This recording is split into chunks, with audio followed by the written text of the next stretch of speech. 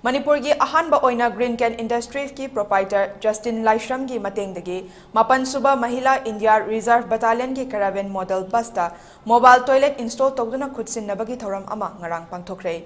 Nupi sing na mafam chadabada kuina duty tawba amadi lamsang chatpada thengnariba awaba singbu khangbibadagi DGP P Dawngelna asigumba wakhalon asi puthorakibani.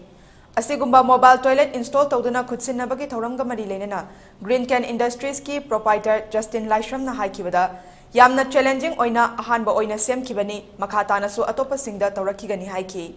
mayamna su support tawbiyo haiba wafam thamki asigumba ahanba mobile toilet yauraba Caravan Model Bus khutsinabada apenba pokladuna asigumba thaudang asi gidamak mapan suba IRB Mahila Battalion ki commandant Khoisnam Sarma Devi na ngamkhai leitana Greencan Industries pu thagatpa phongdokhi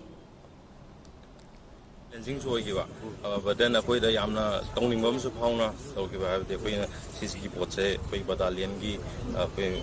ma'am commandant oi bilibo se 9 IRB ke man Sarma gi mana so suggestion to grab koi da aptang aduda koi na su yam tongningiba sig mobile to se habde mela lebi ma'am si wa ko se koi na so understand to habde wali le ko se adu da koi na fazanam tang tawge haina si tawge ne aham bane koi Manipur da sigi mobile to ne apse gari manunga atopo mayam gi so koi na dum